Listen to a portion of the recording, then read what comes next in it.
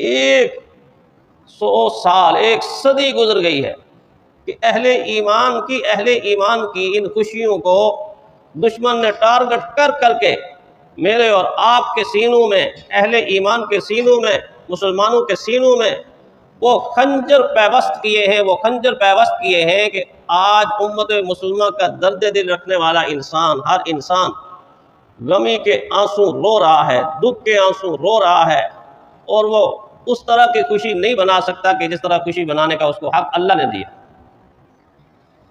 چاروں طرف کے ماحول کو افسردہ بنا دیا، امت مسلمہ کے سروں سے وہ رحمت بری چادر، وہ خلافت کی چادر کہ جس کے نیچے سارے کے سارے مسلمان ایک تھے، امت ایک تھی، قوم ایک تھی، ملت ایک تھی، یوں جڑے ہوئے ایسے تھے، اس رحمت بری چادر کو یوں کھینچا اور ٹکڑے ٹکڑے کر کے رکھ دیا۔ نہ صرف یہ کہ وہ رحمت بری چادر کے ٹکڑے ٹکڑے کیے، بلکہ خطوں کے اندر بانٹ بانٹ کر ایسا ایک دوسرے سے الگ تھلگ کر کے رکھ دیا کہ احساس ہی دل کے اندر سے ختم ہو گیا۔ وہ دور نہ جانے کہاں چلا گیا کہ جس دور میں مسلمان سمجھتا تھا کہ مسلمان آپس میں ایک جسم کی مانند ہیں، جب اس کی آنکھ میں تکلیف ہوتی ہے تو سارا بدن بے قرار ہو جاتا ہے، کان میں تکلیف ہوتی ہے تو سارا بدن بے قرار ہو جاتا ہے، زبان میں تکلیف ہوتی ہے تو سارا بدن بیکار ہو جاتا ہے، پاؤں ہاتھ میں تکلیف ہوتی ہے تو سارا بدن بے قرار ہو جاتا ہے۔ پیارے پیغمبر صلی اللہ علیہ وسلم کی یہ تعلیم نہ جانے کہاں چلی گئی کہ آج اتنا بے حس مسلمان ہو گیا، بلکہ اس کے بھی آگے کوئی لفظ ہے جو ہماری ایک بہن نے استعمال کیا، کشمیر کی ایک بیٹی نے استعمال کیا، اور روتے ہوئے استعمال کیا، اور فلسطین کی طرف انگلیاں اٹھا کے استعمال کیا، اور اشارہ کر کر کے استعمال کیا، اور امت کے 57 ممالک کے حکمرانوں کو اور مقتداؤں کو اور پیشواؤں کو متوجہ کر کے استعمال کیا کہ دنیا اس وقت یہ کہہ رہی ہے کہ تم بے حس ہو گئے ہو، میں کہتی ہوں تم بے حس بھی ہو گئے ہو اور بے غیرت بھی ہو گئے۔ یہ اس کے الفاظ ہیں، تم بے حس بھی ہو گئے ہو اور بے غیرت بھی ہو گئے ہو، تمہارے گھروں سے غیرت کا جنازہ نکل گیا، جرت باقی نہیں رہی، بہادری باقی نہیں رہی، استقامت باقی نہیں رہی، غیرت باقی نہیں رہی، جذبہ باقی نہیں رہا، تمہارے ایمانوں پہ بھی شک گزرتا ہے کہ جو تمہاری حالت ہے وہ اہل ایمان کی حالت نہیں ہوتی، وہ مسلمانوں کی حالت نہیں ہوتی۔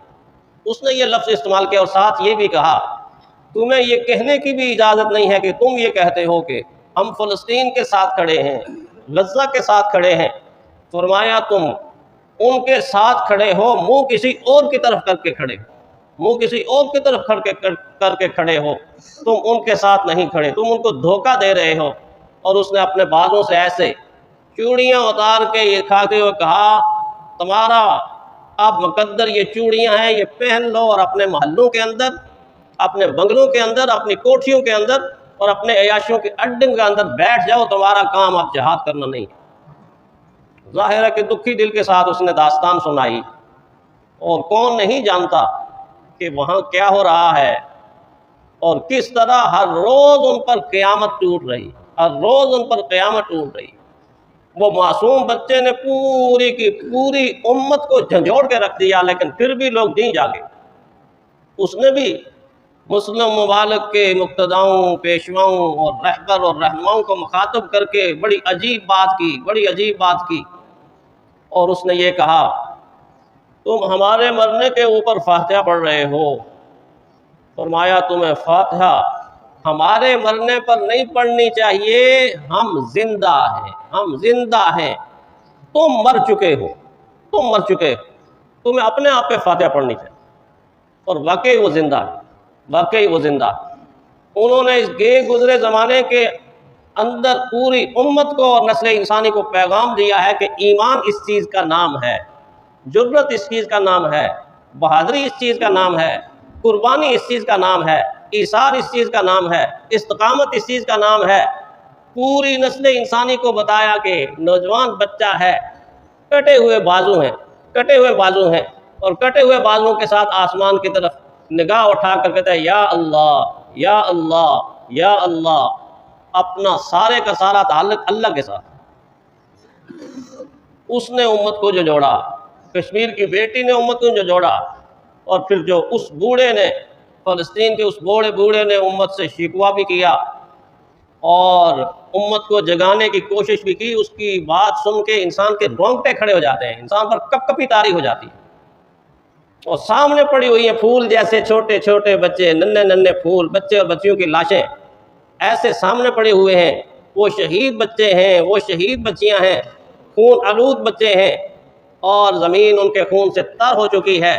ان کو لائن میں رکھ کے نماز جنازہ کی جب تیاری ہو رہی ہے تو ان کو مخاطب کر کے وہ بوڑھے میاں کہتے ہیں جاؤ جاؤ، پیارے پیغمبر صلی اللہ علیہ وسلم سے ملاقات کرو گے، جاؤ ہم تمہیں رخصت کر رہے ہیں، لیکن جا کر پیارے پیغمبر صلی اللہ علیہ وسلم سے یہ کہنا آپ کے پاس آ گئے ہیں، لیکن آپ کی امت نے ہمیں اس مشکل گھڑی میں تنہا چھوڑ دیا۔ آپ کی امت نے اس مشکل گھڑی میں ہمیں تنہا چھوڑ دیا تھا۔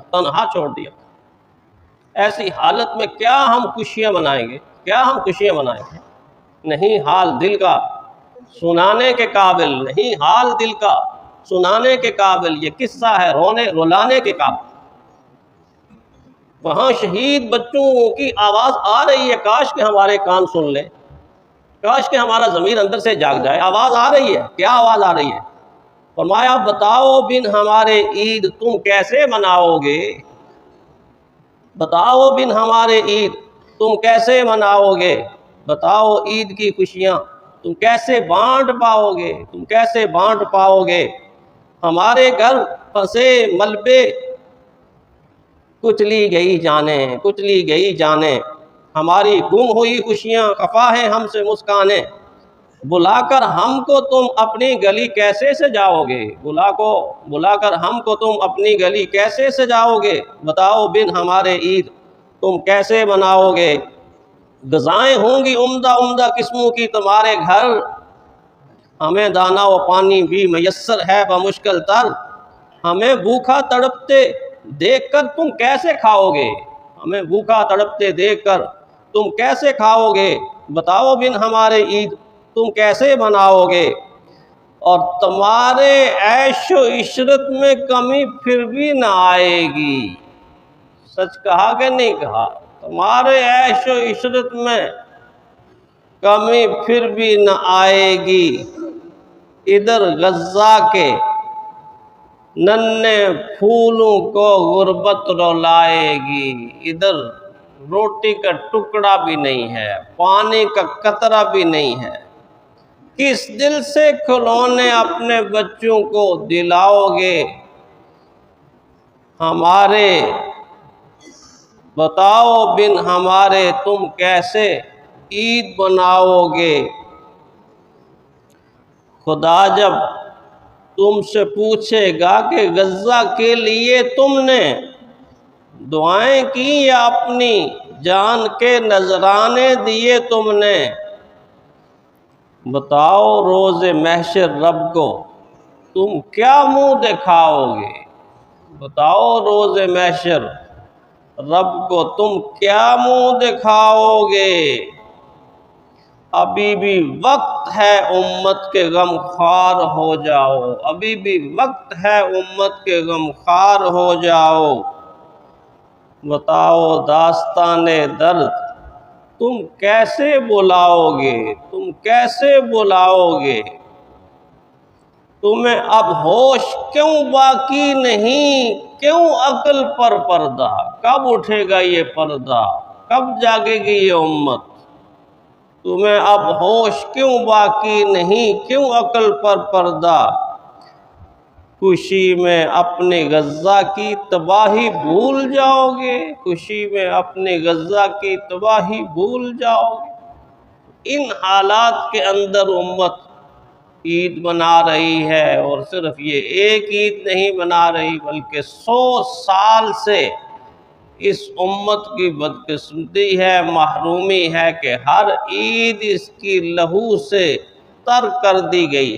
کاش کہ مسلمان جاگ جائیں، پھر سے ایک ہو جائیں، پھر سے مل جائیں، اور پھر سے وہ جسم بن جائیں کہ جو جسم واقعی جسم ہوتا ہے، وہ مضبوط دیوار بن جائیں، ایک دوسرے کے خیر خواہ بن جائیں اور ساری کی ساری نفرتیں ختم کر کے یہ امت پھر امت بن جائے گی، تو انشاءاللہ اس کی خوشیاں دوبارہ لوٹ کر آئیں گی، اس کی خوشیاں دوبارہ لوٹ کر آئیں گی۔ اور یہی پیغام ہے۔ میں اور آپ کیا کر سکتے ہیں؟ اتنا تو کر سکتے ہیں کہ رات کے کسی پہر اٹھ کے دعا کے لیے ہاتھ اٹھا کے سر جھکا کے کنیکشن ادھر ملا کے ان کے لیے خلوص سے دعا تو کریں، دعا تو کریں۔ اور دعا کے ساتھ ساتھ کم از کم اتنا نہیں کر سکتے کہ اسرائیل کی جتنی مصنوعات ہیں ان کو استعمال کرنا تو دور کی بات، ان کو ہاتھ بھی نہ لگائیں، ان کے قریب بھی نہ جائیں۔ ابھی تک بھی بے حسی اتنی ہے، جتنی تقریبات میں جانا ہوتا ہے، جب دیکھتے ہیں ٹیبل کے اوپر ساری مشروبات ان کی لگی ہوئی ہیں اور مسلمان مزے مزے سے ان کو پیتا ہے، یہ ان کی مشروبات نہیں پیتا، یہ غزہ کے بچے اور بچیوں کا خون پیتا، یہ غزہ کے بچے اور بچیوں کا خون پیتا ہے۔